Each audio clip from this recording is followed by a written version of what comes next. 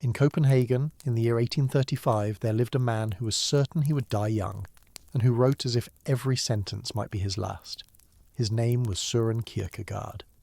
He was 22 years old, a student of theology at the university, and he had just discovered something that would haunt him for the rest of his short life.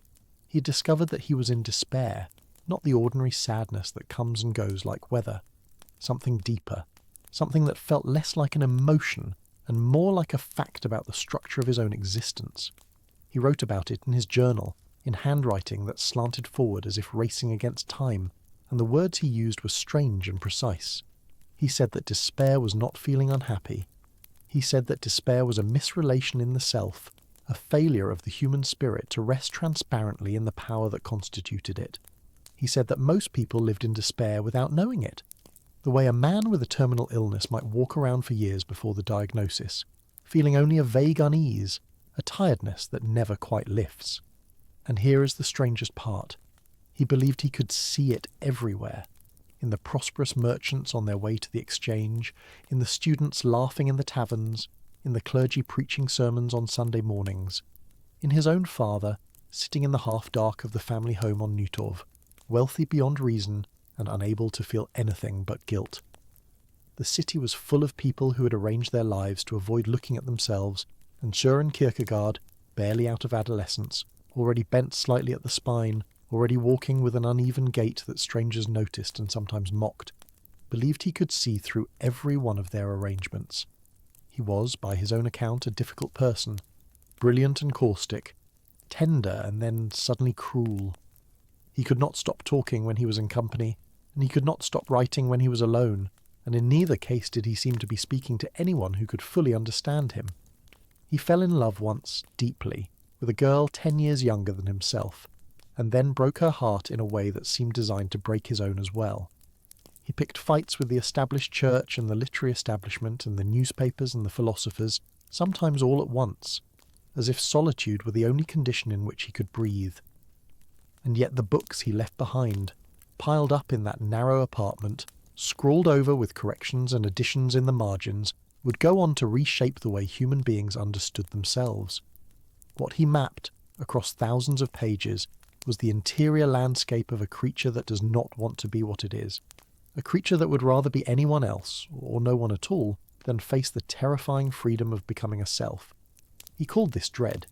He called the running away from it despair, and he believed that the only cure, the only way through, was something so difficult that almost no one managed it. A leap, not into understanding, not into certainty, into faith. But to understand what he meant by any of this, to feel why his words still land with such force almost 2 centuries later, we have to go back. Not to the university, not yet. Not to the books or the broken engagement or the caricatures in the newspapers. We have to go back to a cold night on the Jutland Heath, decades before Søren was born, when a boy of 11 stood on a hill and cursed God. That boy was Michael Pedersen Kierkegaard, Søren's father, and the story of what happened on that hill would hang over the family like a second sky, invisible but always pressing down. Let the names and the dates settle for a moment. We have time. The story is long, and the winter nights in Copenhagen are longer still, and there is no need to rush. What matters now is the heath, the emptiness of it, of the way the wind came across the flat Danish interior without anything to slow it down, carrying cold that bit through wool and leather and seemed to settle in the bones. Michael Pedersen was a peasant boy, born to a family so poor that he had been sent out alone to tend sheep on land that belonged to someone else, 11 years old, no shoes or shoes so worn they might as well have been rags. Hungry in the way that poor children are hungry, not as an event but as a condition, a permanent hollowness that colours every other sensation. And on that night, standing on that hill, something broke in him. He looked up at the sky, at the God he had been taught to fear and obey, and he cursed. The words themselves are lost. What remains is the act, and the memory of the act, and the interpretation that Michael would carry with him for the rest of his life. He had committed the unforgivable sin. He had blasphemed against the Holy Spirit. And from that night forward, he believed he was damned. What makes the story so strange is what happened next. Michael Pedersen did not die in poverty on the heath. He left Jutland, he travelled to Copenhagen, he became an apprentice in the wool trade, And then, through some combination of shrewdness and timing and luck that must have seemed to him like a cruel joke, he became rich, extraordinarily rich, rich enough to retire in middle age and live off his investments, rich enough to buy a fine house on one of the best squares in the city, rich enough to give his children everything they could want except, perhaps, a father who was not crushed by guilt.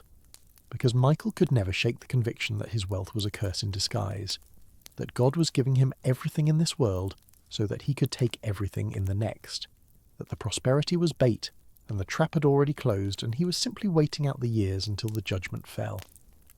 This was the man who raised Søren Kierkegaard. This was the atmosphere of the house on Nytorv. A fine house, full of books and servants and the smell of good food, and underneath it all a terror that never spoke its name aloud. Michael was intelligent, deeply religious, argumentative, and utterly certain that he and his entire family were under a divine curse. He held conversations with his children that were more like theological disputations, testing their logic, forcing them to defend positions they barely understood. He read to them from the works of philosophers and mystics. He took them on imaginary walks through Copenhagen, describing the streets and the shops and the people they would pass, never leaving the sitting room, training their minds to construct worlds out of words alone. Søren adored him, and Søren was terrified of him. And Søren would spend the rest of his life trying to understand how both of those feelings could be true at once. There is something else, something the biographers approach carefully, because the evidence is fragmentary and the implications are so heavy. Before Søren was born, Michael had been married to another woman. Her name was Kirstine. She died young, without children, and less than a year after her death, Michael married again. The second wife was Anne Sørensdatter Lund. She had been the household maid. She was already pregnant at the time of the wedding. The pregnancy predated the first wife's death by at least a few months. The mathematics is unavoidable.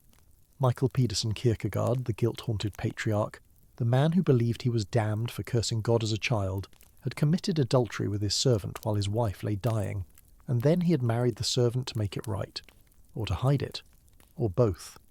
Annie became the mother of 7 children. Søren was the youngest, and in all the thousands of pages he would write over his lifetime, in all the journals that spilled over with confessions and doubts and agonized self-examination, he almost never mentioned her. His mother exists in his work as an absence, a silence so total it begins to feel deliberate. Scholars have combed the archives for decades, looking for some trace of her, some acknowledgement, some warmth. They find almost nothing. A few scattered references, so brief they feel like accidents.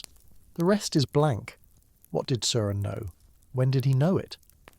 These questions do not have clean answers, but he grew up in that house, with that father, under that invisible weight, and he came to believe that his family was marked, singled out for destruction. One by one, his siblings died. Consumption, miscarriage, accident. By the time Søren was in his 20s, 5 of the 7 children were gone. Only he and his older brother Peter remained. Their father, who had expected to bury all of them, was still alive, still wealthy, still brooding in the house on Nytorv, watching the judgments fall and waiting for the final blow. Søren became convinced that he would not live past 33, the age of Christ at the crucifixion, the symbolic completion of a suffering life. He arranged his work around this expectation, producing books at a pace that seemed designed to outrun death itself. When he turned 34, he seems to have been genuinely uncertain what to do with the extra time. But we are getting ahead of ourselves. The deaths and the deadlines come later. First, there is the education. First, there is the young man at the university, brilliant and restless and already strange, already marked by that curvature of the spine that bent him slightly to one side, already walking the streets of Copenhagen for hours at a time, talking to strangers, observing, gathering material for thoughts he did not yet know how to express.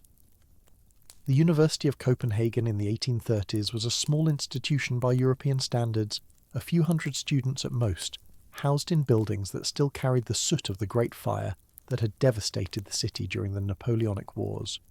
The curriculum was classical, the theology was Lutheran, and the philosophy was dominated by the ghost of a German professor named Georg Wilhelm Friedrich Hegel. Hegel had died in Berlin just a few years earlier, leaving behind a system so vast and so architecturally complete that it seemed to have solved the problem of knowledge itself. History was a rational process. The spirit moved through time toward absolute self-understanding. Contradictions were not failures of thought, but stages in a necessary dialectic that always resolved into higher unities. The system was beautiful. It was almost irresistible, and Søren Kierkegaard hated it with a passion that would shape everything he wrote. What he hated at root was the disappearance of the individual.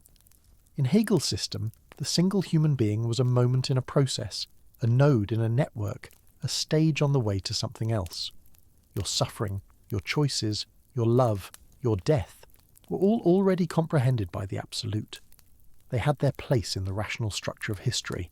There was nothing left over, nothing that escaped the system, nothing that remained irreducibly yours. Kierkegaard looked at this and felt something like nausea. Not because it was wrong in its details necessarily, but because it was wrong about what it meant to exist. To exist, he would write, is not to be comprehended. To exist is to stand in the middle of life without a view from above, to make choices that cannot be calculated in advance, to be responsible in a way that no system could shoulder for you. Hegel had constructed a palace of crystal, vast and glittering and logically perfect, but no one could actually live in it. Real human beings, Kierkegaard said, live in sheds beside the palace, shivering, wondering what to do next. He did not arrive at these ideas all at once. For years he was a student in the ordinary sense, attending lectures, drinking with friends, running up debts his father had to pay. He had a period of what his journals call dissipation, though exactly what that meant has been debated ever since. Gambling, perhaps. Drinking, certainly. Some scholars believe there were brothels, though the evidence is thin. What is clear is that something in him was running from something else, and that the running did not work. And then, one night, came what he would later call the Great Earthquake. The exact date is uncertain, the content is disputed, but something happened, in a conversation with his father or in a moment of private revelation, that shattered the ground beneath Søren's feet. He learned something about Michael, something about the family, something so terrible that he could not write it down directly, even in the privacy of his journal. He wrote around it instead, in metaphors and fragments, the sins of the fathers, the curse on the house, the impossibility of innocence. Many scholars believe he learned the full truth about his own conception that night, about the maid who became his mother, about the adultery, about the first wife dying while the second was already carrying the child who would become Søren himself. Others believe it was something else, something even darker, something that touched on Michael's relationship with the maid in ways that the 19th century could not name aloud. Whatever it was, Søren emerged from that night a different man. He wrote that he felt as if he was standing on the deck of a ship that had just struck a reef. Everything solid had given way. The world he thought he knew was revealed as a construction, a story his family had told itself to survive, and underneath the story was a chaos of guilt and sex and death that had no resolution. He was 22 years old. He would never again believe that the truth could be spoken directly. He would spend the rest of his life writing in masks, in pseudonyms, in voices that were and were not his own, because the thing he most needed to say was the thing that could not be said. Let us slow down here. Let the weight of it settle. A young man in Copenhagen in the 1830s discovering that his family is not what it seems, that his father, whom he loves and fears and admires, is a man divided against himself, guilty of sins that may or may not be forgivable, that his own birth is tangled up with scandal and death, and the silencing of a woman whose name barely appears in the record, that he himself is the product of this tangle, carrying it forward into a future he does not understand. What do you do with knowledge like that? Søren did what he would always do. He wrote. Not for publication, not yet. For himself. In journals that grew longer and more intense with each passing year. He was trying to think his way through the wreckage, to find some foothold in a world that had lost its foundations. And the tool he reached for, almost instinctively, was the one his father had given him. Theology. Not the comfortable theology of the state church, with its reassuring sermons and its ceremonies that smoothed over every contradiction. Something harder, something that took the terror seriously. He went back to school, he finished his degree in theology. He wrote a dissertation on the concept of irony in Socrates, an obscure topic that turned out to be a secret manifesto. Socrates, he argued, had been the great ironist of the ancient world, a man who pretended to know nothing in order to expose the emptiness of what others thought they knew. The Athenians had killed him for it. They were not wrong to feel threatened. Irony of that kind is corrosive. It dissolves the comfortable certainties that hold a society together. It leaves only the single individual standing alone, responsible for finding meaning in a world that offers no guarantees. The dissertation was brilliant. It was also, in retrospect, a warning. Kierkegaard was telling the philosophical establishment exactly what he planned to do to it. He was going to become the ironist, the gadfly, the one who asked the question no one once asked. But before the attack could begin, there was one more thing, one more act of self-destruction that would fuel everything that followed. Her name was Regine Olsen. She was 18 years old when Søren first saw her, the daughter of a respectable Copenhagen family, pretty and intelligent and thoroughly unprepared for what was about to happen to her. He fell in love with her the way he did everything else, completely and at a dangerous velocity. He pursued her for years. He won her. In September of 1840 they became engaged. The engagement lasted a little over a year. During that time, Søren was in agony. He loved her. He never stopped saying so, even decades later, even after she had married someone else and moved to the Danish West Indies. But he could not marry her. Something in him would not allow it. He gave her reasons that made no sense, changed his mind, came back, withdrew again. He wrote to her father. He wrote to her. He behaved, in the end, like a man who was trying to make her hate him. In October of 1841, he broke the engagement for good. He returned the ring by letter, and then, in what may be the cruelest and most deliberate act of his life, he went to the theatre the same evening and made certain that he was seen.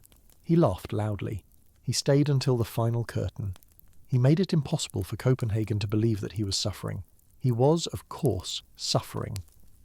The journals from this period are devastating. He wrote that he had sacrificed her. To what? He could not say clearly. To his melancholy, to his calling, to the curse, to God. He wrote that he had loved her more than anything on earth, and that he had hurt her more than he had ever hurt anyone, and that both of those things were true simultaneously, and that he did not know how to live with either of them. She married a man named Fritz Schlegel, a respectable colonial administrator, and she lived a long life, and reportedly burned all of Søren's letters before she died. He never married anyone. When he collapsed in the street in 1855, 14 years after the broken engagement, he was found to be carrying two things in his pocket. One was a copy of his own writing. The other was an old letter from Regine. He had left her everything in his will. She did not accept the inheritance, but we're still in 1841. The engagement is over, the heart is broken, and something strange is about to happen. Because Søren Kierkegaard, in the wreckage of his one attempt at normal life, is about to begin writing in earnest. He is about to produce, in the space of a few years, a body of work so vast and so strange that the world is still trying to understand it. The first book came fast.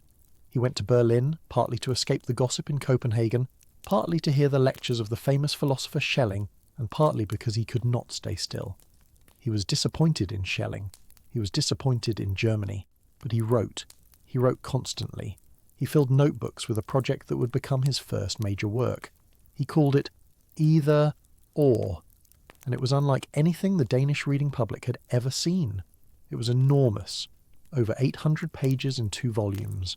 It was published under a pseudonym, and then that pseudonym claimed to have merely edited papers found in a secret drawer, written by 2 other pseudonyms, who represented 2 different ways of being alive, the aesthetic way and the ethical way, the seducer and the judge, the man who lives for the moment and the man who commits. Neither voice was quite Kierkegaard's own. Both voices were. The whole thing was a labyrinth designed to trap the reader into thinking for themselves, because Kierkegaard had already decided that the worst thing he could do was tell anyone the truth directly.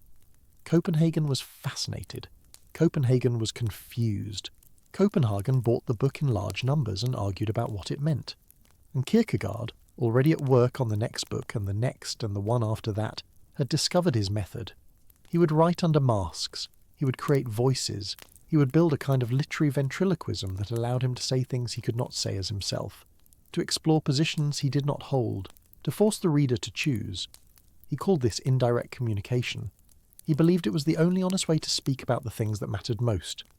If you tell someone the truth about existence, he argued, they can agree with it and walk away unchanged. They can add it to their store of knowledge without ever letting it touch their lives.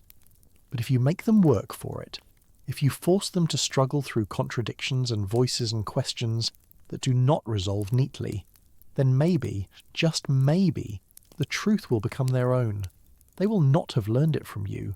They will have discovered it themselves, and only what we discover for ourselves, Kierkegaard believed, is ever really true. The books poured out fear and trembling, repetition, the concept of anxiety, stages on life's way. Concluding unscientific postscript, each one stranger than the last, each one circling the same questions from a different angle. What does it mean to be a self? What does it mean to choose? What does it mean to believe when belief cannot be proven? What does it mean to love? What does it mean to despair? He wrote about Abraham, ordered by God to sacrifice his son Isaac on a mountain. The story was familiar to every Sunday school student in Denmark. Kierkegaard made it terrifying again. He forced the reader to sit with Abraham on the road to Mount Moriah, day after day, in silence, knowing what he had been asked to do, knowing he could not explain it to anyone, knowing he had to choose. The ethical thing to do was to refuse. The ethical thing was to protect his son.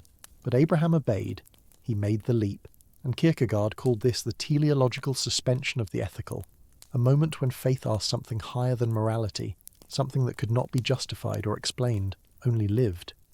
He called Abraham a knight of faith. He said he could not understand him. He said he trembled before the story. And the readers who followed him into that trembling discovered something disturbing about themselves. They discovered that they too had been avoiding the question, that they had been living as if faith were a position you could hold in your head, a set of propositions to be affirmed, rather than a way of standing before the infinite with nothing to hold on to but the willingness to leap. Meanwhile, in the streets of Copenhagen, people were beginning to laugh. There was a satirical magazine called The Corsair. It was clever and vicious, and everyone read it. It made fun of the pretensions of the Danish establishment, and it spared no one. Kierkegaard, in a moment of characteristic self-destruction, decided to pick a fight with it. He published a notice practically demanding that the Corsair attack him. He got what he asked for. For months, the magazine ran caricatures of his stooped figure, his uneven trouser legs, his intense and somewhat absurd appearance. Children began to recognize him in the street. They pointed. They shouted nicknames. The man who had written some of the deepest explorations of human interiority in the history of philosophy became, in the public eye, a figure of fun, a crank, a hunchback scribbling away in his rooms, unable to hold on to a woman, unable to fit in anywhere. He said afterwards that the experience had changed him, that something had broken and not mended, that he could no longer walk the streets without feeling the mockery on his skin. Whether this was exactly true, or whether it was another story he told to make sense of his suffering, is impossible to say. What is certain is that his writing grew darker after the Corsair, more urgent, more explicitly religious, more willing to attack. The comfortable Church of Denmark, the bishops with their salaries and their ceremonies and their reassurance that everyone was already saved, became his target. He called them the real enemies of Christianity. He said they had made faith into a career and conviction into a formality. He said the Church had abolished Christianity in the name of Christianity, had replaced the radical demand of the gospel with a social institution that asked nothing and offered everything. He was furious. He was relentless. He spent his inheritance printing pamphlets, distributing them himself, burning through the money his father had left him in a crusade that would outlast his body. In October of 1855, he collapsed in the street. He was taken to the hospital. His legs no longer worked properly. The doctors could not say exactly what was wrong with him. Exhaustion, perhaps. The accumulated toll of a life spent at maximum intensity. The spine that had always curved now bent him further. He could not write. He could barely speak. He refused communion from the hospital chaplain. He said he would not take the sacrament from a man who was paid to administer it. He wanted only a layman, someone without a stake in the transaction, someone whose faith could not be a profession. No layman came. He died on November 11th, 1855, at the age of 42. He had outlived his prophecy by 9 years. He had spent those years becoming, more fully than ever, the man he was afraid he already was, alone, uncompromising, in despair about despair itself. And now, almost 2 centuries later, we are still reading him. We are still trying to understand what he meant when he said that the self is a relation that relates itself to itself, and in relating itself to itself relates itself to another. We are still wrestling with the idea that anxiety is the dizziness of freedom, that the worst kind of despair is not knowing you are in despair, that faith is not a comfort but a risk, not a possession but a leap, not something you have but something you do, again and again, every day, with no guarantee that the ground will be there when you land. He left behind no school, he founded no movement. He died in controversy and was buried by the church he had attacked. But his words escaped the controversy. They escaped the century. They travelled into other languages, other countries, other minds. Existentialists claimed him, though he would have distrusted the label. Theologians claimed him, though he would have questioned their credentials. Psychologists found in his descriptions of anxiety and despair something that their science was only beginning to name. And ordinary people, people who had never read philosophy and never would, found in his journals and his books a voice that seemed to understand what it felt like to be alive and terrified and uncertain and still, somehow, reaching towards something worth reaching for. Whether he ever made the leap himself, he was never fully certain. In the small hours, in the private pages, he doubted. He wondered if he was a poet of faith rather than a knight of faith, someone who could describe the leap but never make it, someone who stood forever on the edge of the abyss looking down. But perhaps that is exactly what makes him useful. He did not write from the other side. He wrote from the middle, from the same place where most of us live, most of the time, trying to figure out what it means to be a self and whether we have the courage to become one. And in that sense, the mapping he did, the cartography of human despair that fills all those thousands of pages, was never finished. It was never meant to be. It was a map drawn by someone who was still lost, offered to others who were still lost, in the hope that being lost together might be better than being lost alone. Settle in now. The long blue dusk of the Danish winter has fallen outside the window. The candles are lit in the apartment on Nytorv, and the story is just beginning. There is so much more to tell. The philosophy, the theology, the strange ideas that have travelled through time to reshape how we understand ourselves. We will take them slowly. There is no rush. The night is long, and the voice in the pages is patient, and the questions it asks are the kind that have no easy answers. The philosophy of Søren Kierkegaard begins, as perhaps all true philosophy must, with a problem. Not an abstract problem, not a puzzle for seminar rooms and academic journals. A problem that wakes you at 3 in the morning and will not let you return to sleep. The problem is this: what does it mean to exist? Not to be alive. Any organism is alive. Not to think. Any mind thinks. But to exist in the peculiar and troubling way that a human being exists, aware of your own existence, aware that you are aware, standing somehow outside yourself and inside yourself at the same moment, watching yourself live the life you're living and wondering, always wondering, whether you're living it well, whether you're living it truly, whether you're living it at all. Kierkegaard believed that most of philosophy had missed this problem entirely. The great system builders of his age, and particularly Hegel, whom he pursued with something approaching obsession, had constructed vast architectures of thought. They had mapped the movement of spirit through history.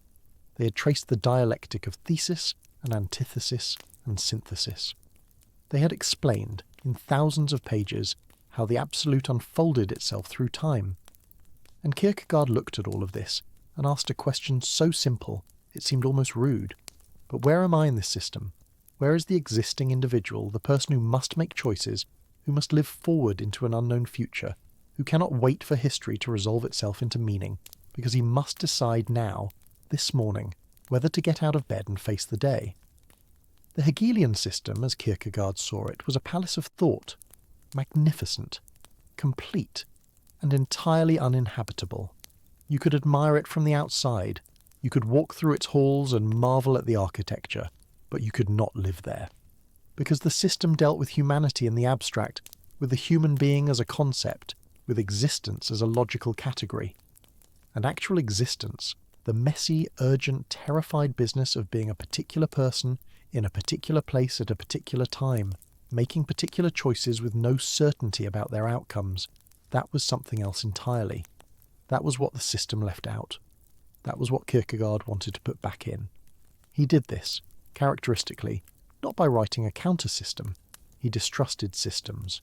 He believed that any attempt to capture existence in a logical framework would inevitably betray existence, would turn the living into the dead, would transform the leap into a diagram of leaping. Instead, he wrote books that were themselves acts of indirect communication.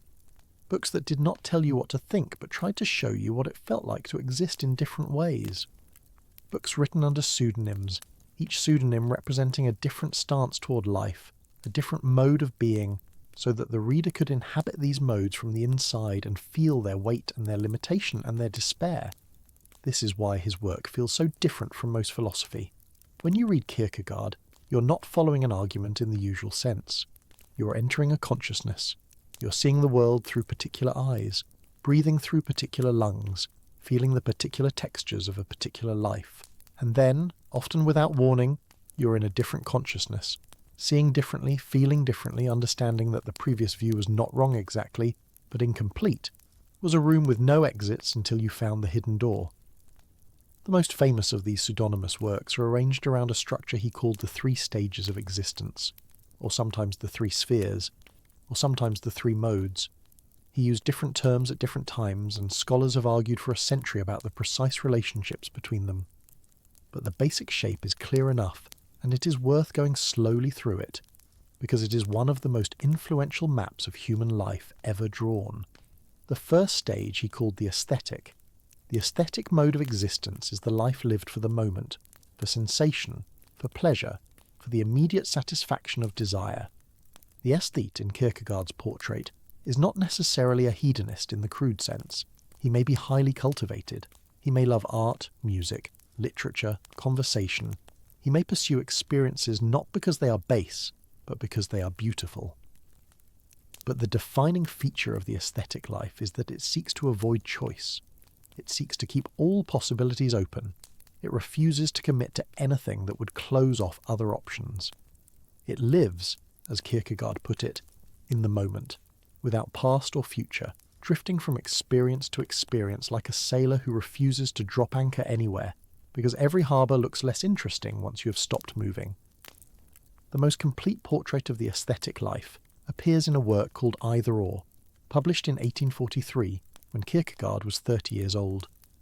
The book is a strange construction. It claims to be a collection of papers found by a certain Victor Eremita in a hidden drawer of an old secretary desk. The papers fall into 2 groups. The first, the A papers, are written by an unnamed young aesthete. They include aphorisms, essays, a brilliant and disturbing piece called The Seducer's Diary, which describes, in the voice of a calculating seducer, the art of manipulating a young woman into falling in love. The seducer does not want the woman exactly. He wants the experience of seduction. He wants the drama, the game, the aesthetic shape of the affair. Once the conquest is complete, once she has surrendered, his interest evaporates. He has consumed the possibility and must move on to the next. It is impossible to read The Seducer's Diary without thinking of Regine. Impossible not to wonder whether Kierkegaard was, in some complicated way, confessing something. Was he the seducer? Had he played with her heart for the aesthetic pleasure of the game? Or was he warning himself, and her and everyone, about a mode of life he understood because he had been tempted by it, had perhaps lived in it, and had seen where it led? Where it leads, in the aesthetic stage, is despair.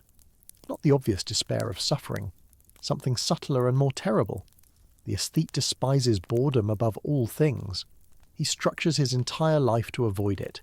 He cultivates variety, novelty, surprise. He rotates his pleasures so that none of them grow stale. He refuses commitments because commitments are boring. He refuses love because love, once it settles into dailiness, becomes predictable. And yet, no matter how clever his strategies, boredom finds him. Because boredom is not a property of experiences, it is a property of the self that refuses to be a self. The aesthete is bored because he has nothing to be bored against. He has no centre. He has no continuity. He has a series of moments with no thread connecting them. And eventually, often quite suddenly, he discovers that the moments have no meaning, that pleasure has no weight, that he has been running from himself for so long that he is no longer sure there is a self to return to. This is the despair of the aesthetic, not the despair of not getting what you want. The despair of getting everything you want and finding that it is not enough. The despair of infinite possibility that turns out to be infinite emptiness. Kierkegaard called it the despair of immediacy, the despair of not willing to be a self. The aesthete does not want to be anyone in particular. He wants to be everyone and no one. He wants to be pure potentiality. And potentiality without actualization, without commitment, without the narrowing that makes depth possible, is a kind of death. The second papers in Either Or are written by a very different figure, a judge named Wilhelm, an older man, married, settled, responsible. His letters to the young aesthete are a sustained argument for what Kierkegaard called the ethical stage of existence. The ethical is not about following rules exactly, it is about choice, about commitment, about taking responsibility for who you are and who you will become. The ethical person marries, not because marriage is more pleasurable than seduction, but because marriage is a choice that shapes the self, that creates continuity, that makes a life rather than a series of episodes. The ethical person chooses a vocation, not because the vocation is more interesting than drifting, but because the vocation gives direction, purpose, meaning. The ethical person says, "This is who I am. This is what I stand for. This is what I will be responsible for, come what may." Judge Wilhelm writes pages and pages praising the beauty of marriage, the quiet heroism of daily fidelity, the way that choosing one person forever actually deepens experience rather than narrowing it. The aesthete fears repetition. He thinks that doing the same thing over and over must become boring. But the ethical person discovers that repetition, when you have chosen it, when you have committed to it, when you show up for it day after day with your whole self, is where meaning lives. The first kiss may be thrilling in its novelty, but the kiss on a 40th anniversary, the kiss that carries within it all the years, all the difficulties, all the forgiveness, all the staying when you could have left, that kiss is deeper. It is not less, but more. The ethical life is not a retreat from intensity. It is intensity of a different kind, the intensity of depth rather than the intensity of surface, the intensity of being someone rather than the intensity of being no one, and yet. Judge Wilhelm's argument is powerful, but Kierkegaard does not leave it unchallenged, because the ethical stage too has its limits. The ethical person can become trapped in duty for duty's sake, in a kind of self-righteous rigidity that forgets why the rules exist. More troublingly, the ethical person can arrive at a moment when duty itself breaks down, when the categories that have ordered life no longer hold, when something higher calls and the ethical has no answer for it. This is where the third stage enters, the religious. And it is here that Kierkegaard's philosophy becomes most strange, most demanding, most troubling. The religious stage is not simply ethics plus God.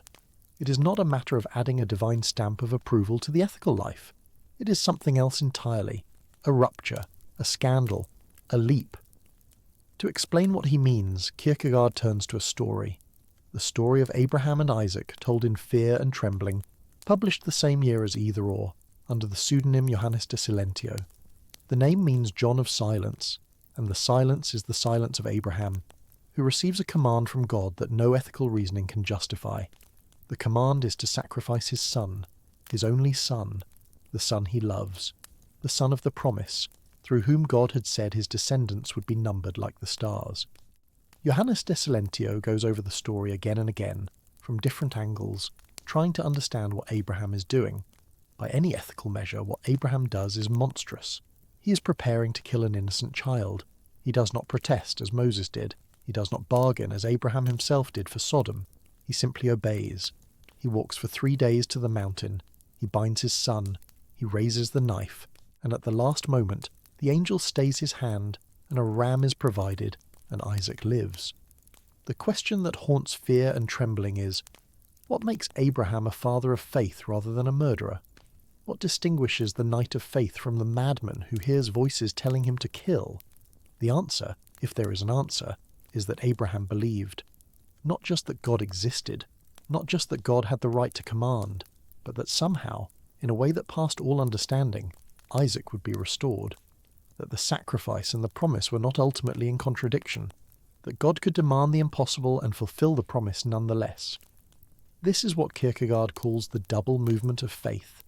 Abraham gives up Isaac, absolutely, without reservation, and in the same movement Abraham receives Isaac back, not as a reward for passing a test, but as the content of faith itself. He believes that he will not lose what he is giving up. He believes against all evidence. He believes in virtue of the absurd. This is the leap. This is what Kierkegaard means by faith, not assent to a creed, not comfort in a tradition, not the mild confidence of the Sunday churchgoer who believes in God the way he believes in good weather as a pleasant background condition of life. Faith, in Kierkegaard's sense, is terror.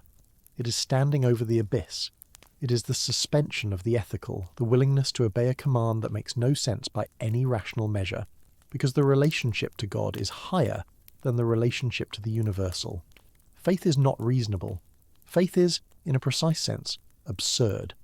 And that absurdity is not a bug but a feature. If faith were reasonable, it would be philosophy. If faith could be demonstrated, it would be knowledge. But faith cannot be demonstrated. Faith cannot be communicated directly from one person to another. Faith must be lived. Faith must be leaped, and the leap has no guarantee. Johannes de Silentio, the author of Fear and Trembling, says repeatedly that he cannot understand Abraham, that he can only admire him from an infinite distance, that he himself has not made the leap, cannot make it, can only describe it from the outside. And here we return to the question that hovered over Kierkegaard's life.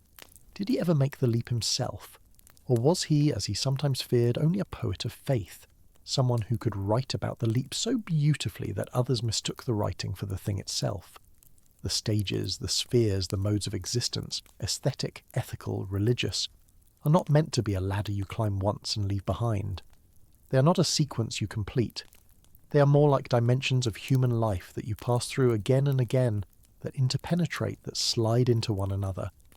A person in the religious stage does not stop having aesthetic experiences or ethical obligations. But the centre of gravity shifts.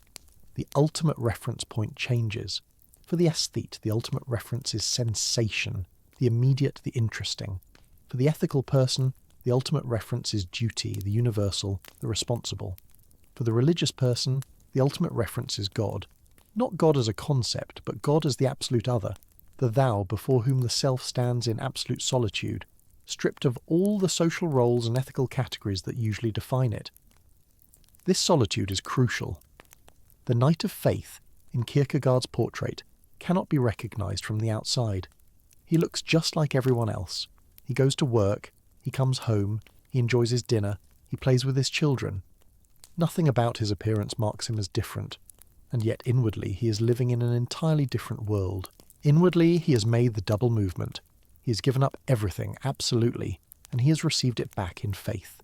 He lives in finitude, in the ordinary details of ordinary life, but he lives there as one who has passed through infinity. He is the most ordinary-looking person in the world, and the most extraordinary, and that is why no one can tell from the outside who the knights of faith are. They do not wear special clothes. They do not claim special status. They simply live, moment by moment, in the tension of the leap that is never finished, the faith that must be renewed every day. There is something deeply consoling in this vision, and something deeply terrifying.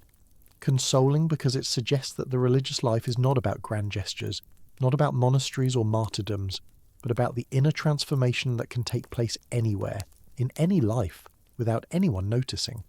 Terrifying because it also suggests that you can never be sure, even about yourself.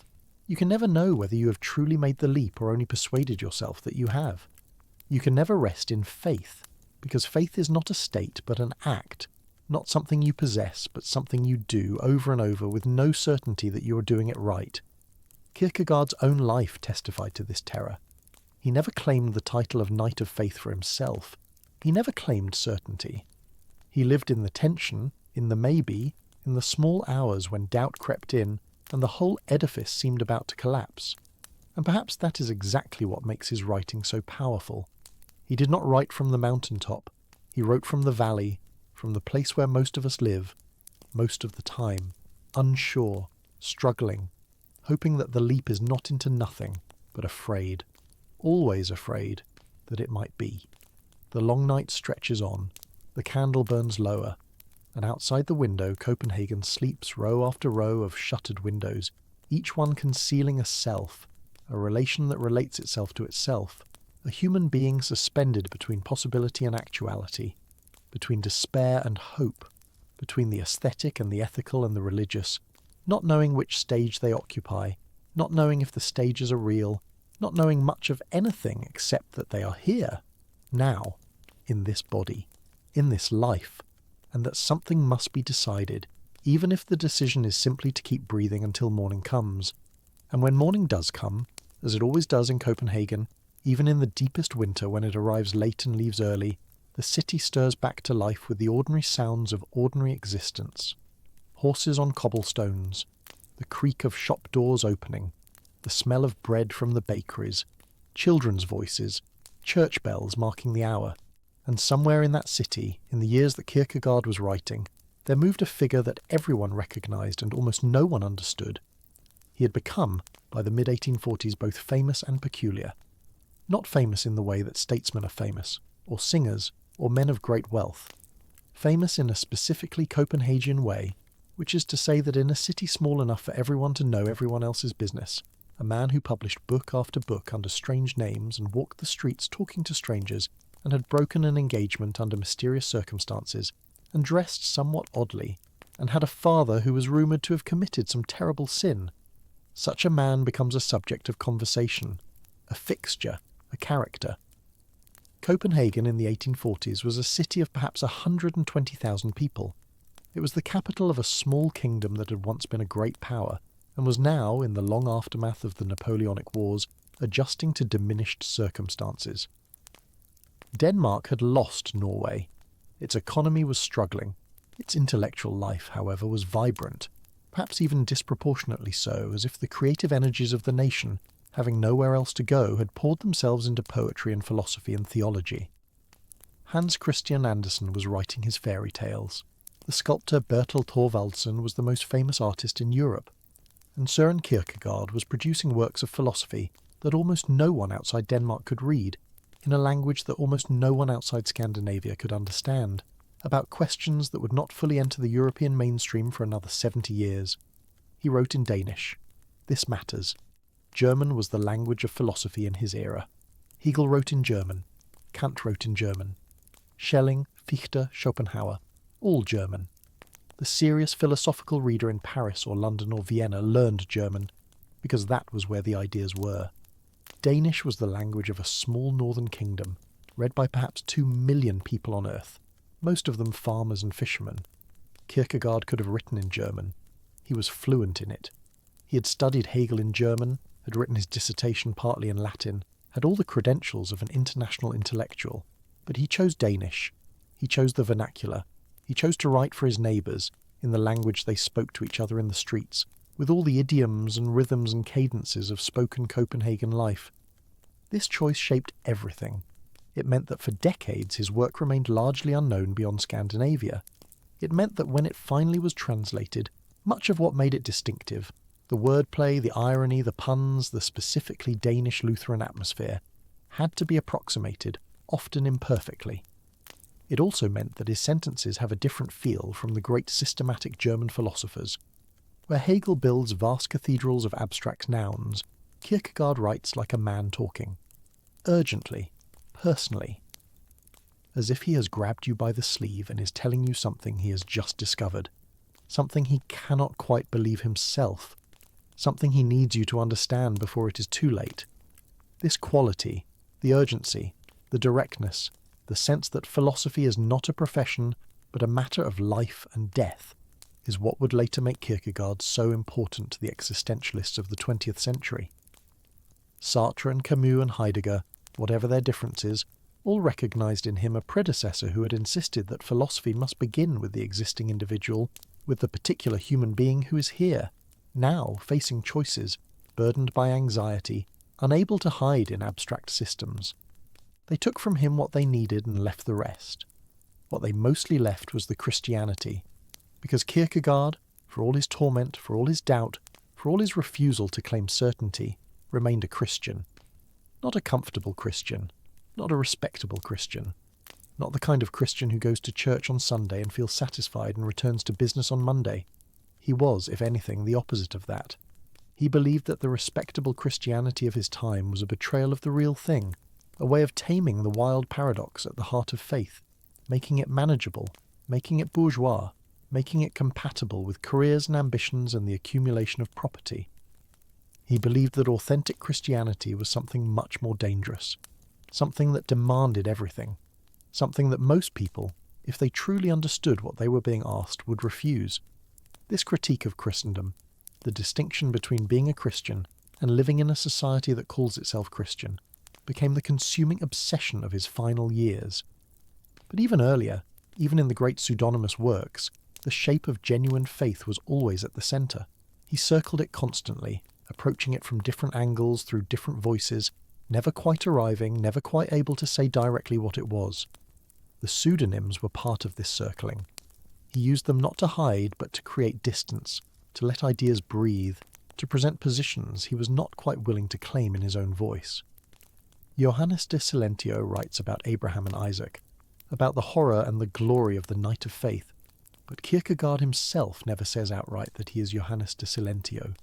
He remains somewhere behind the mask, watching, commenting in his journals, half endorsing and half questioning what his pseudonyms have said. This strategy of indirection has driven scholars to distraction for 150 years. What did Kierkegaard actually believe? Which pseudonym speaks for him?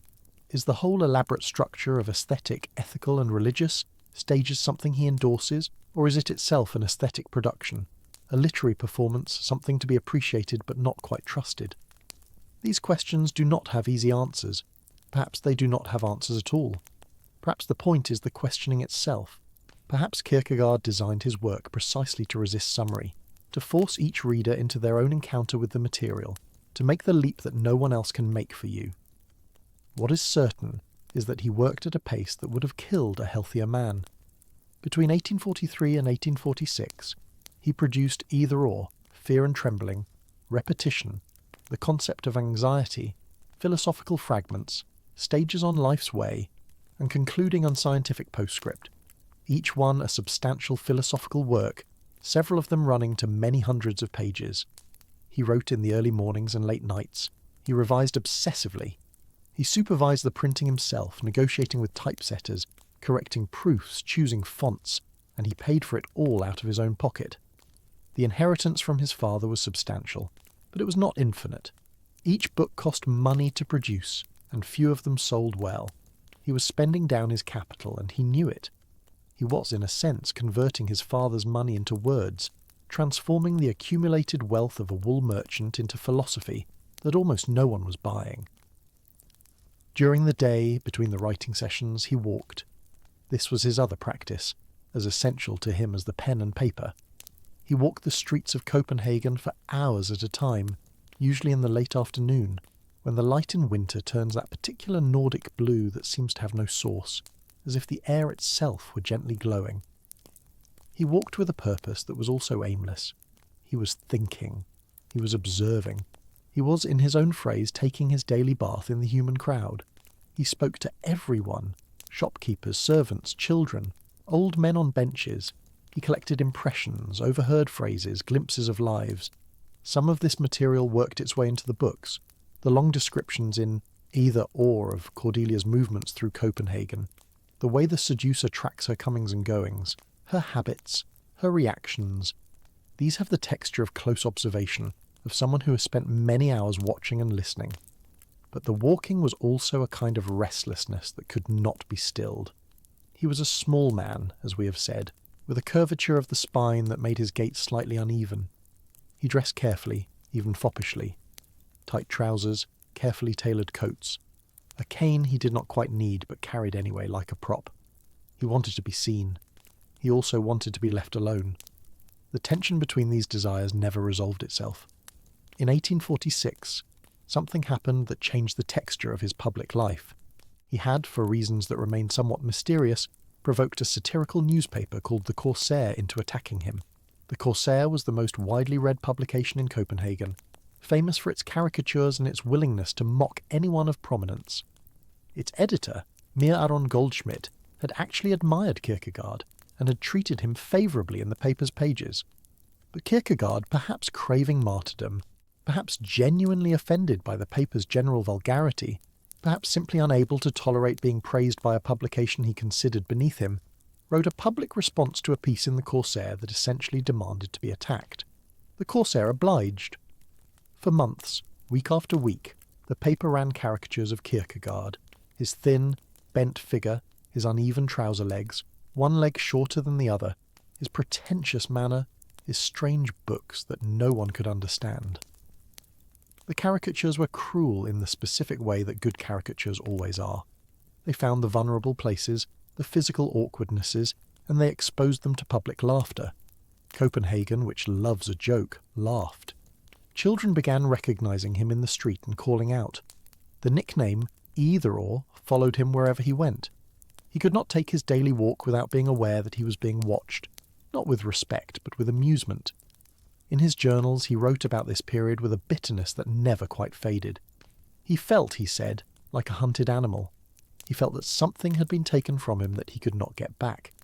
The street that had been his refuge, the crowd that had been his sustenance, had turned against him. Or not quite against him. That would have implied a kind of dignity in the opposition. They had simply found him funny. They had reduced him to a figure of fun. And for a man of his pride, for a man who had staked everything on being taken seriously, this was perhaps the cruelest blow of all. He kept writing. The attacks did not stop him. If anything, they intensified his sense of mission, his conviction that he was fighting a battle that no one else understood. But the tenor of his work began to shift. The pseudonyms became less playful, more directly religious. The critique of the established church, which had always been implicit, began to become explicit. He was preparing for something, though even he may not have known exactly what. In 1848, something changed in him that biographers have struggled to explain. He recorded in his journals what he called a religious awakening, a deepening of his commitment, a sense that his life was entering a new phase. This was the year of revolutions across Europe, Paris, Vienna, Berlin, cities erupting into violence and demands for change. Copenhagen had its own upheaval, less bloody but still significant. A new constitution, the end of absolute monarchy, the beginnings of parliamentary democracy. The old order was cracking everywhere, and Kierkegaard, watching from the margins, felt that his own task was becoming clearer. Not political revolution, which he distrusted. Something else. A revolution in the soul. A revolution against the comfortable Christianity that called itself Christianity without being willing to suffer for it. He began to write under his own name. The pseudonyms, which had served their purpose, were largely set aside.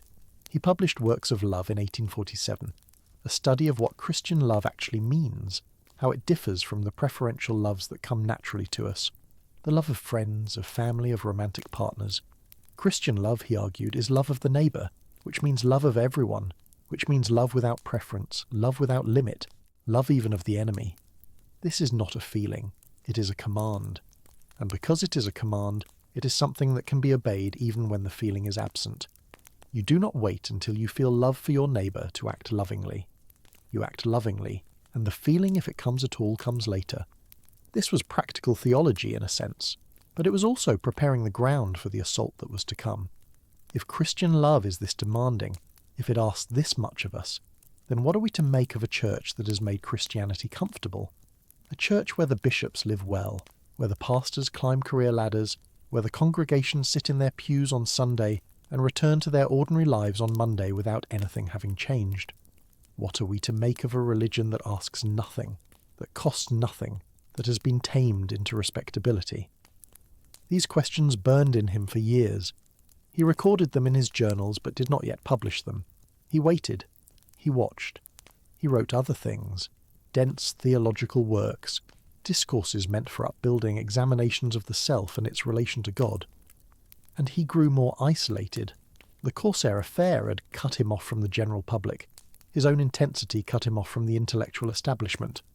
Even those who admired his work found him difficult, prickly, demanding, unable to let anything go.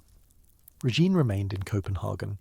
She had married Johann Friedrich Schlegel, a civil servant, and seemed, by all accounts, content. Kierkegaard saw her sometimes on the street.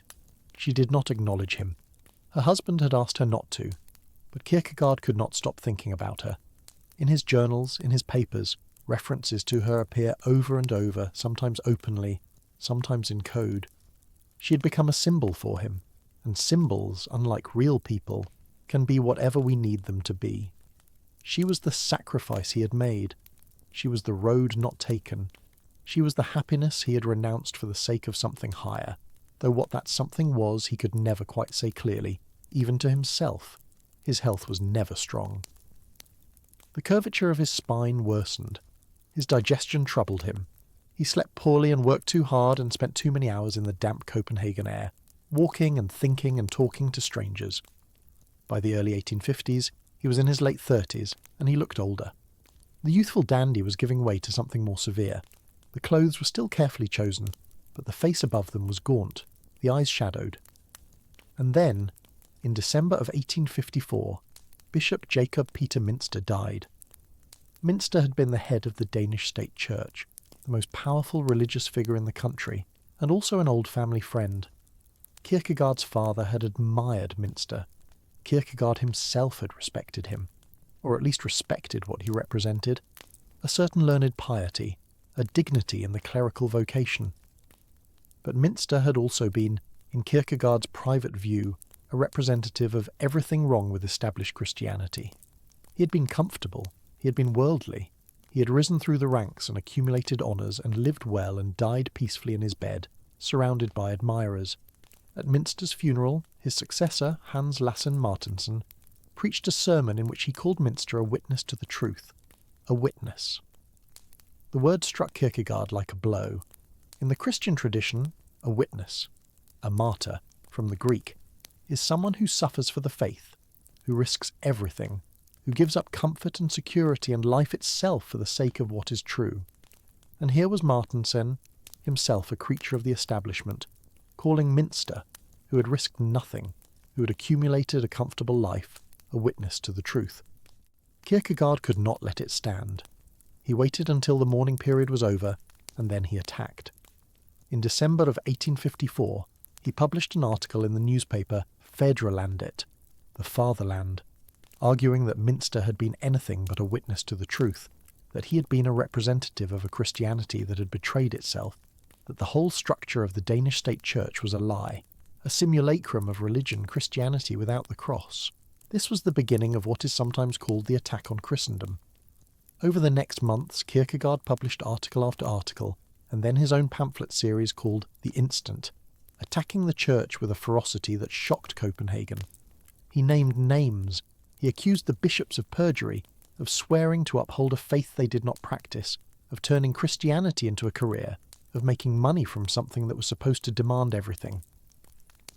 He called on ordinary Christians to stop attending services, to stop paying church taxes, to recognise that what they had been participating in was not Christianity at all, but a parody of it. The establishment did not know how to respond. Some tried to ignore him, some wrote rebuttals, some whispered that he had gone mad. The public, which had once laughed at him, now watched with a mixture of fascination and alarm. Here was a man who was willing to destroy himself for an idea. Here was a man who was spending his inheritance, ruining his reputation, cutting himself off from everyone who might have supported him, all for the sake of an argument that most people could not quite follow, and that, even if they followed it, they were not sure they agreed with. Was he right? That question is harder to answer than it might seem. The Danish state church was comfortable, certainly. The bishops did live well. The religion of most Danes was probably, as Kierkegaard charged, more a matter of social convention than deep conviction. But is that so different from religion anywhere, in any age? Is the church supposed to demand poverty and martyrdom from every believer? Is comfort always corruption? These are genuine questions, and Kierkegaard's critics were not simply defending their own privileges when they raised them. What is clear is that he meant every word. He was not performing radicalism for effect.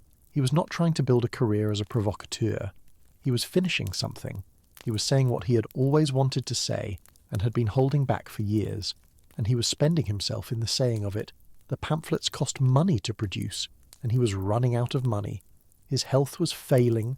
His friends had mostly abandoned him or been pushed away. He was alone with his conviction, and the conviction was consuming him. In late September of 1855, the last issue of the Instant appeared. A few weeks later, Kierkegaard collapsed in the street. He was taken to the hospital, where he refused communion from a pastor of the state church. He would accept it, he said, only from a layman, someone who was not part of the corrupt institution he had spent his last strength attacking. No layman came. He died on November 11, 1855, 6 weeks after his collapse at the age of 42.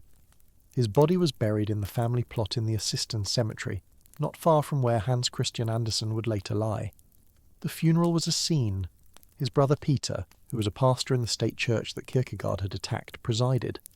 Outside the church, Kierkegaard's nephew stood up and protested that the whole proceeding was a violation of what his uncle had believed, that the church had no right to claim him in death after he had so clearly repudiated it in life.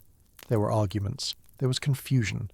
It was, in its way, a fitting end, controversial to the last, misunderstood, unable to rest even in death.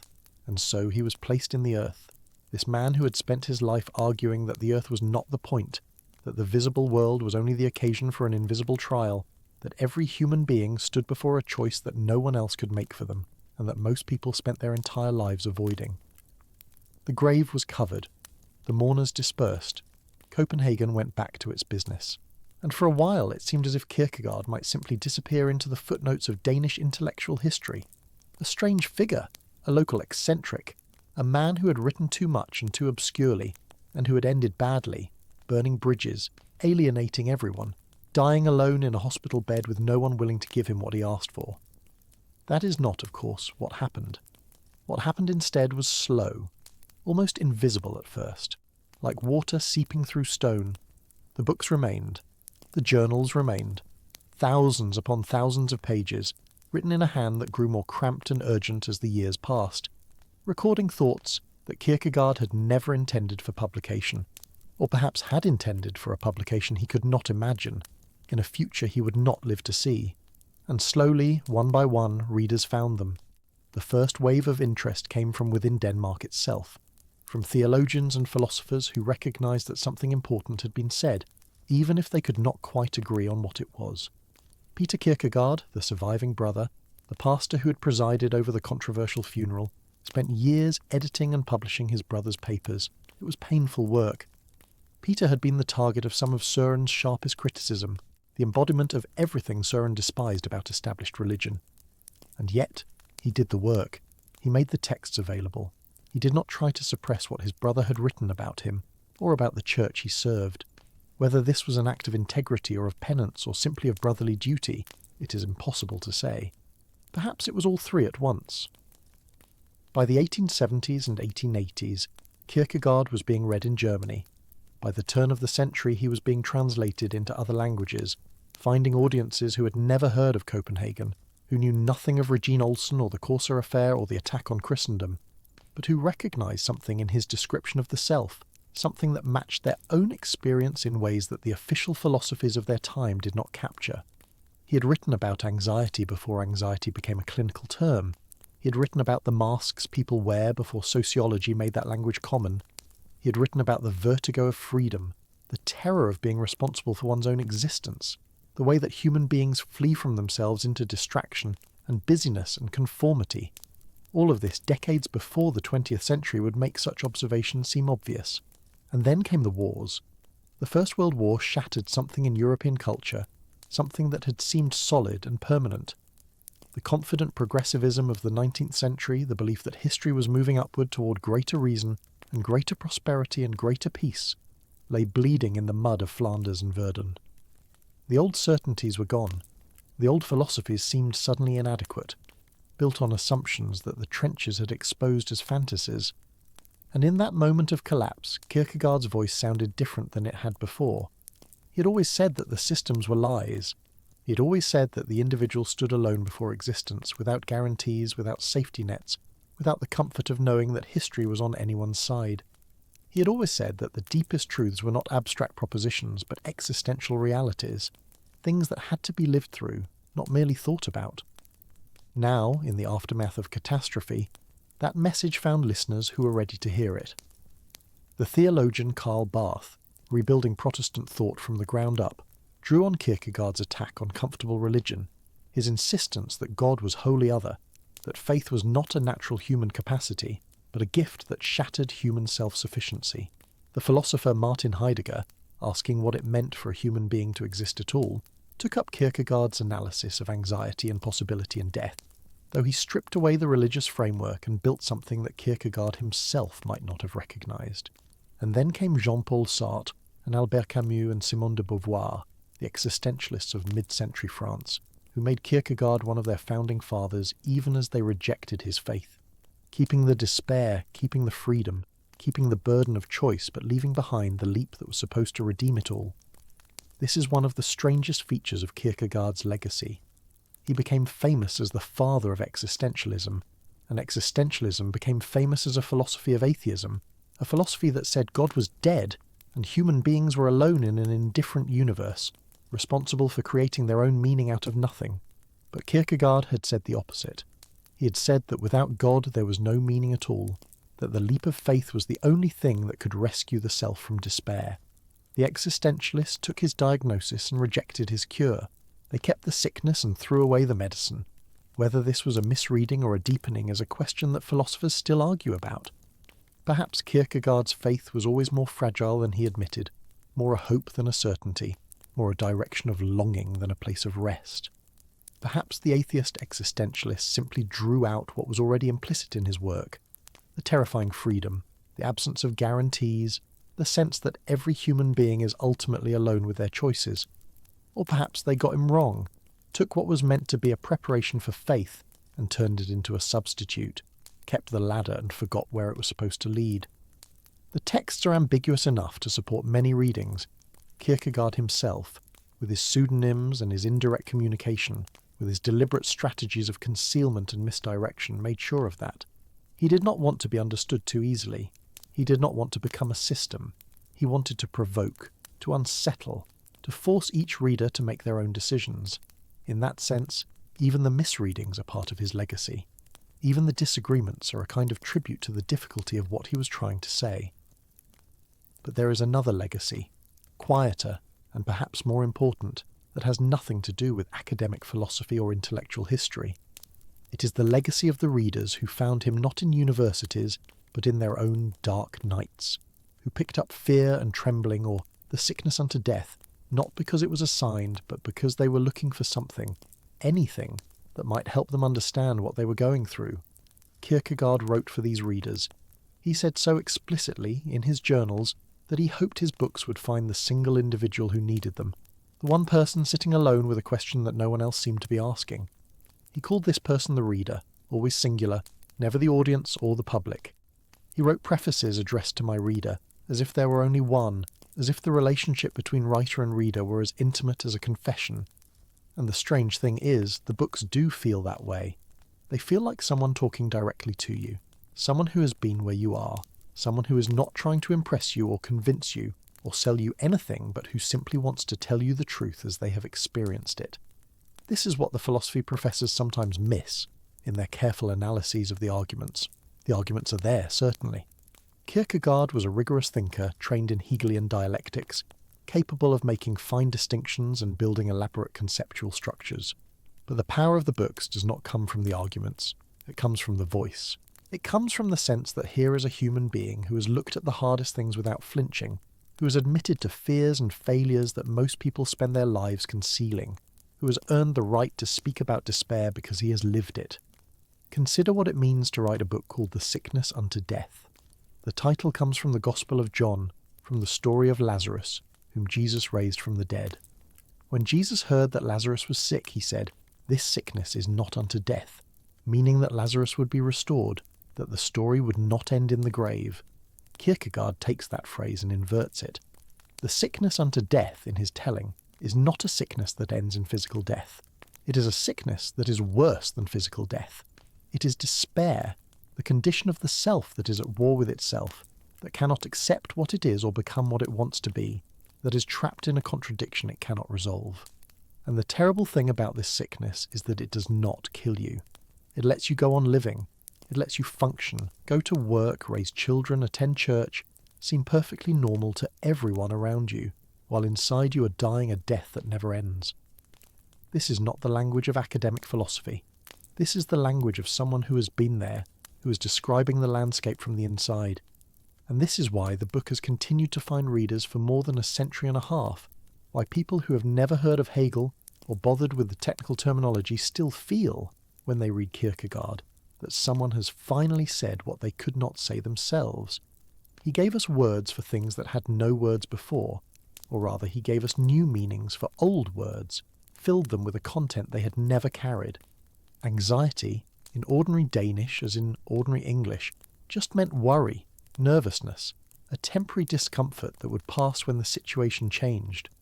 Kierkegaard made it mean something else, the fundamental experience of human freedom, the dizziness that comes from staring into infinite possibility, the vertigo of realizing that nothing is decided for you, that you could do anything, become anything, and that no one and nothing can make the choice for you.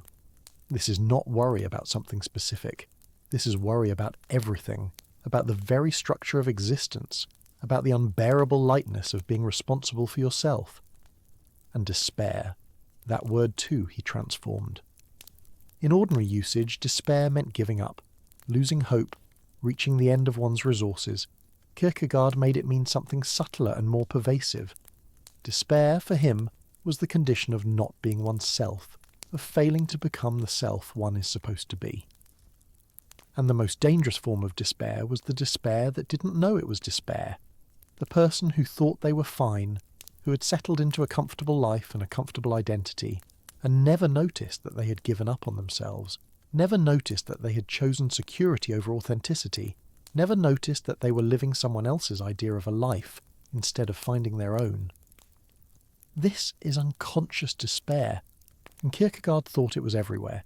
He thought the streets of Copenhagen were full of people in despair who would have been astonished to hear themselves described that way. They went to work, they came home, they ate dinner with their families, they slept soundly, and all the while something in them was dying, something that needed to be born and never was. To read these descriptions is to feel, sometimes, that you are being seen more clearly than you want to be seen. It is uncomfortable. It raises questions you might prefer not to ask. But that, Kierkegaard would say, is the point. Philosophy is not supposed to be comfortable. It is supposed to be an awakening, a summons, a demand. And if the demand feels like too much, if the questions feel unanswerable, then perhaps that is when you are closest to the truth. When you realize that the answers cannot be given to you from outside, that you have to make them for yourself, that no one else can live your life for you. This is the core of what came to be called existentialism, though Kierkegaard never used that word. The idea that existence precedes essence, that you are not born with a fixed nature that determines who you will be, that you create yourself through your choices, that you are radically responsible for what you become. Sartre would put it in secular terms, stripping away the religious framework, leaving only the freedom and the responsibility and the anguish. But the structure was already there in Kierkegaard, a century earlier, wrapped in Christian language that the later existentialists would discard, but that Kierkegaard himself could not imagine living without.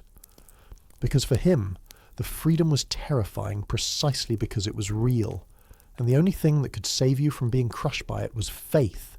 Not faith as intellectual assent to a set of propositions, not faith as showing up at church on Sunday and going through the motions, but faith as a leap, a total commitment of the self to something it could not prove, a willingness to stake everything on a relationship with a God who could not be seen or touched or demonstrated to exist.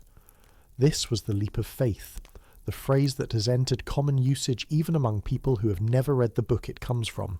It is the moment when Abraham raises the knife over Isaac, willing to sacrifice everything he loves because God has asked him to, trusting that somehow, impossibly, it will be all right. It is not rational. It cannot be justified by arguments. It is a movement of the whole self beyond reason into the arms of the absurd. And here is where Kierkegaard becomes most difficult to follow, where even his most sympathetic readers sometimes lose their footing, because he is not saying that faith makes things easy.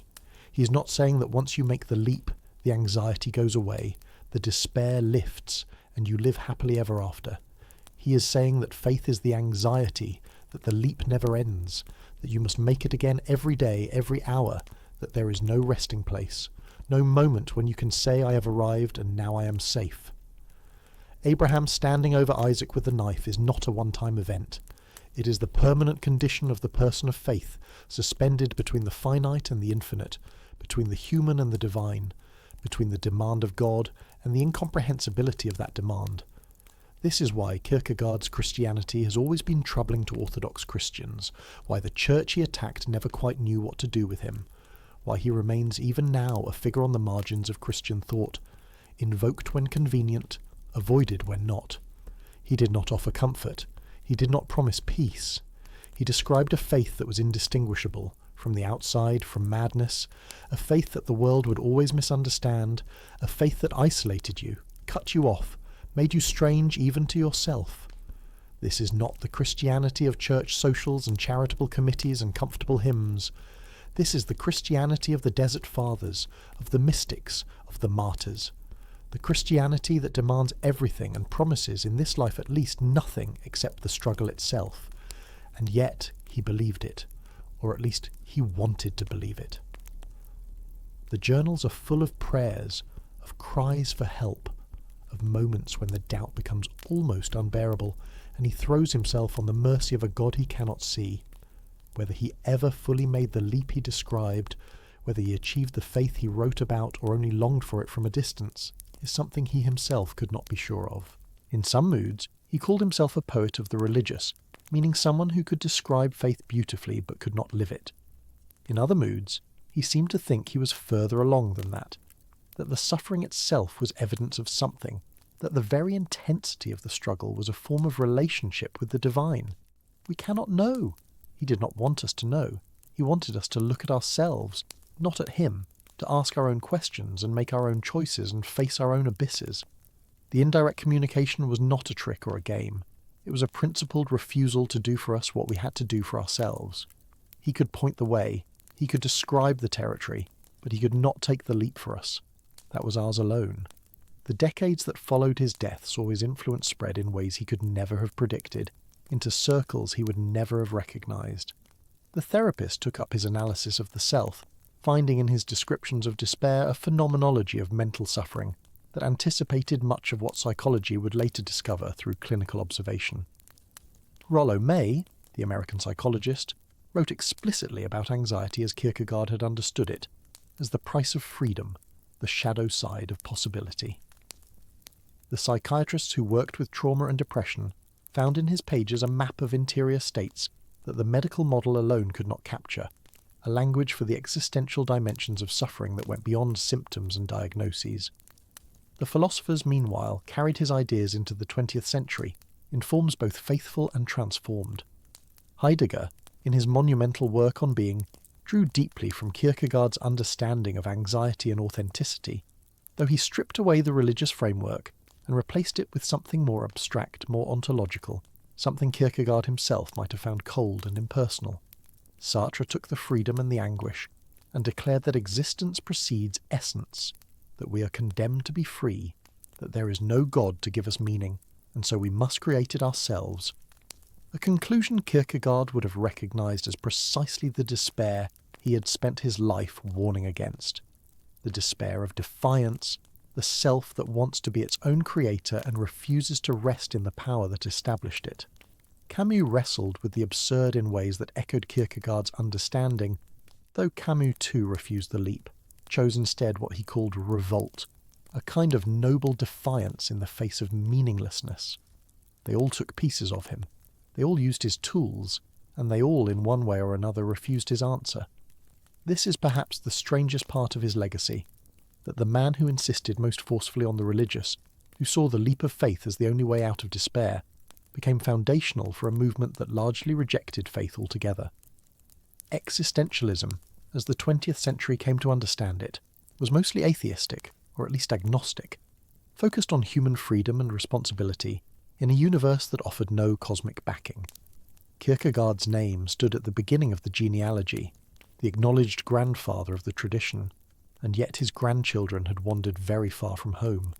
The anxiety was there, the emphasis on individual existence was there, the refusal of abstract systems was there, but the leap toward God, the surrender to the infinite, the faith that goes beyond reason, these were largely abandoned or transformed into something purely human, a leap toward commitment, toward values, toward meaning-making, but not toward the transcendent.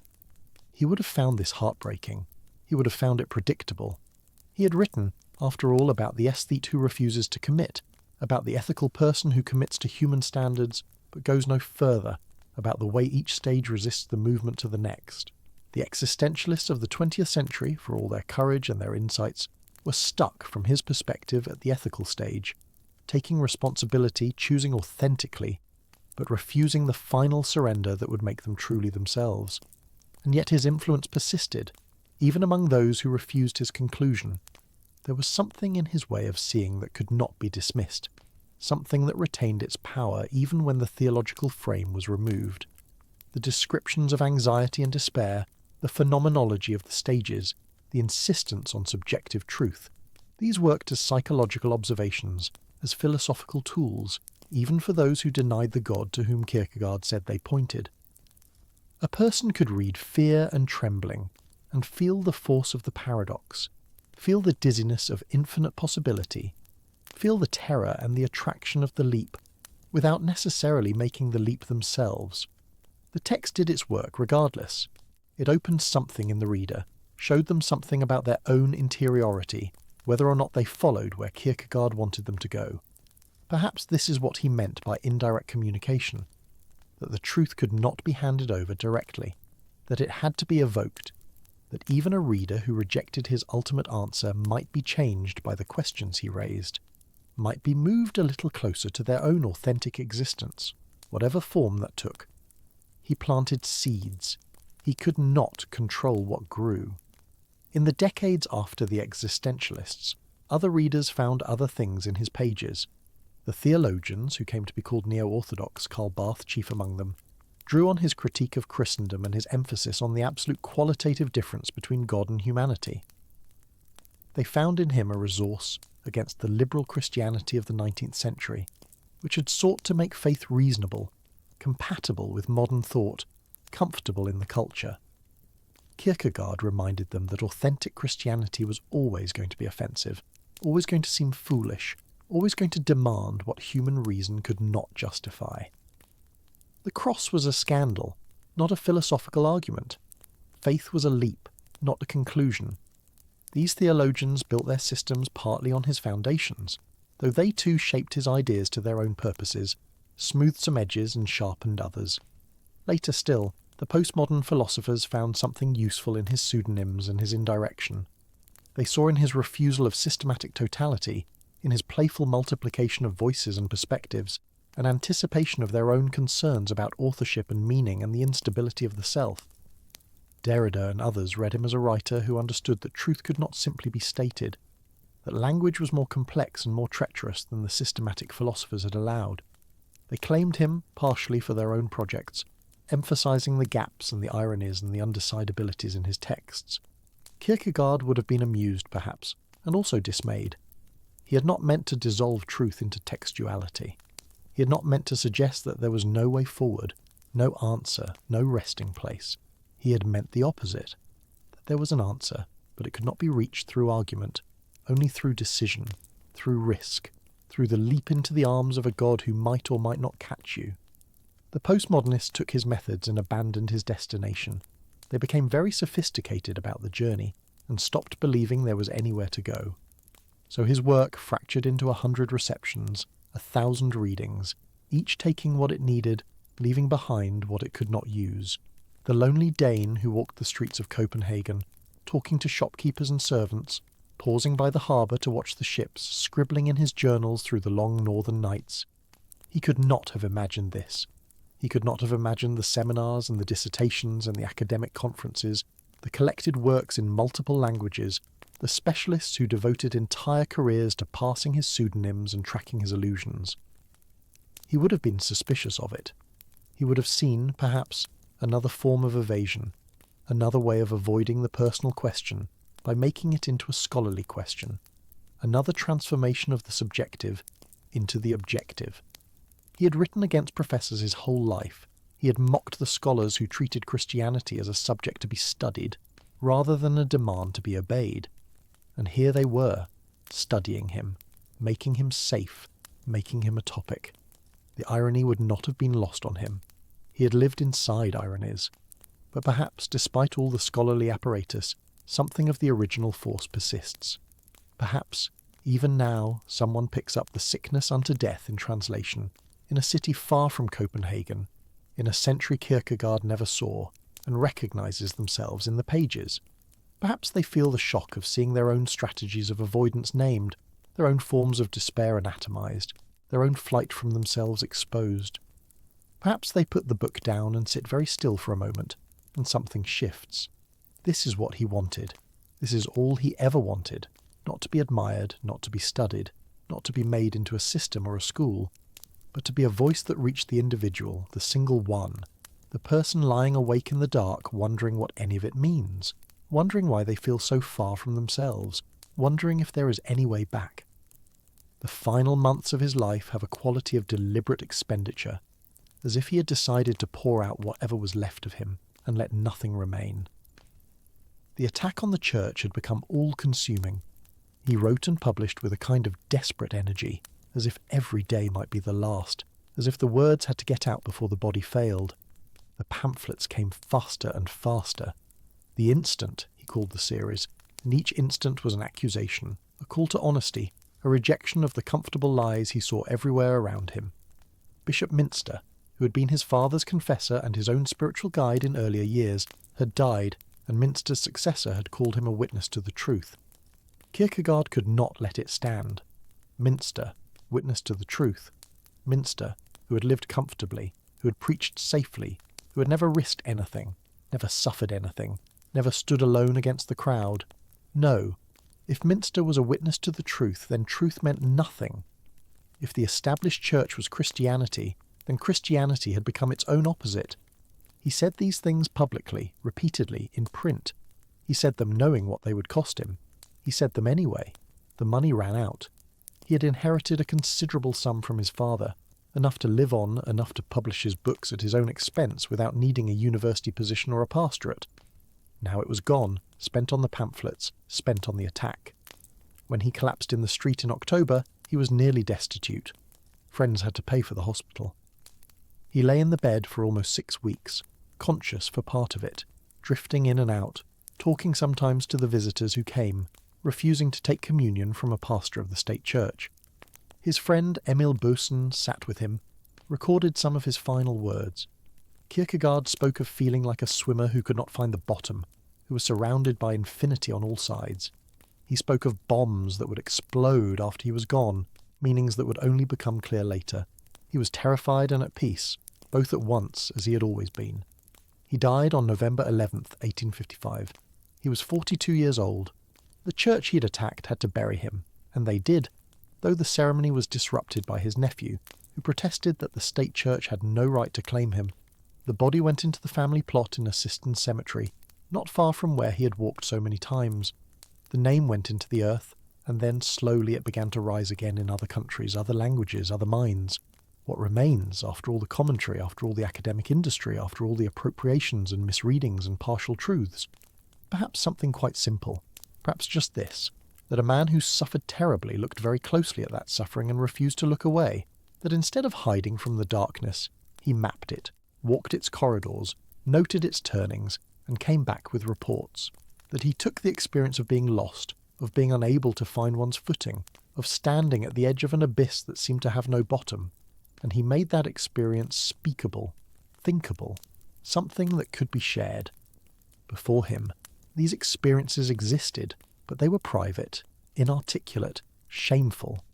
After him, they had names, they had a vocabulary. A person in the grip of despair could read his pages and think, yes, this is what it is. This is what I am living through. Someone else has been here. This is no small thing. This is perhaps the thing that matters most. He did not cure despair. He never claimed he could. The leap he described was not a solution that worked automatically, not a method that could be taught, not a technique that could be practiced until it became easy. It was always a risk, always a trembling, always something that had to be done again and again in every moment for the rest of one's life. He offered no comfort except the comfort of being seen, of having one's condition recognized, of knowing that the anguish was not meaningless, that it pointed towards something, that it was, in some strange way, the very condition of becoming a self. This is cold comfort, but it is comfort, and for some readers, in some dark hours, it has been enough. The Copenhagen he knew is gone now. The narrow streets have been widened or renamed. The buildings where he wrote have plaques on them, markers for tourists. The harbour where he watched the ships is a modern waterfront now, busy with different kinds of commerce.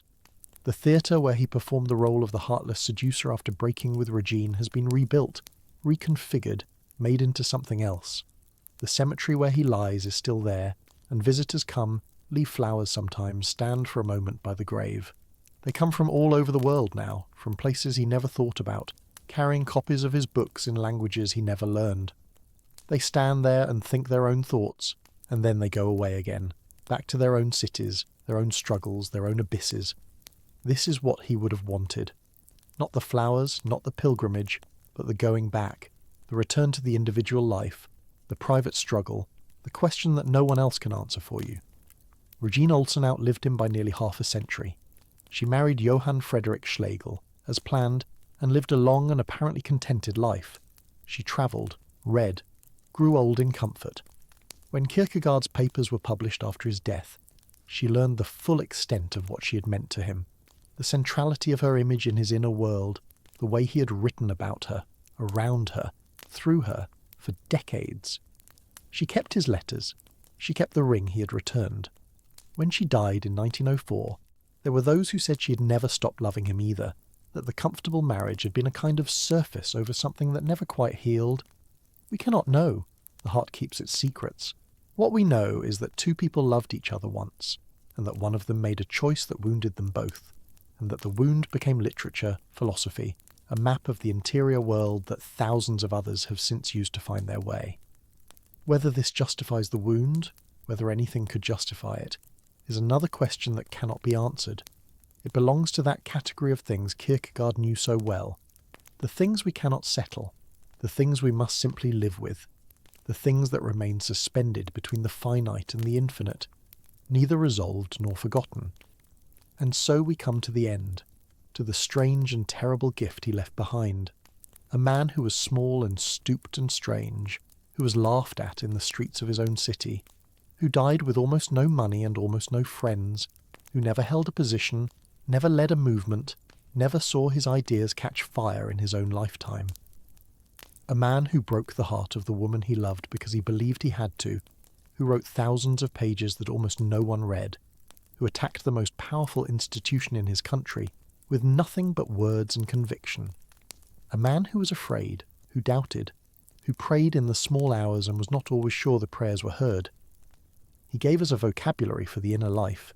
He gave us permission to take our own experience seriously, to stop pretending that we had it figured out, to stop hiding behind systems and certainties that were not our own. He gave us the concept of the leap, the understanding that some things cannot be reached by argument, only by decision, by risk, by throwing yourself forward into something you cannot see. Whether he made that leap himself, whether he found what he was looking for, whether he rests now in the peace he could not find in life, these are things we cannot know. What we know is that he pointed the way. What we know is that he was honest about the difficulty. What we know is that he refused to pretend.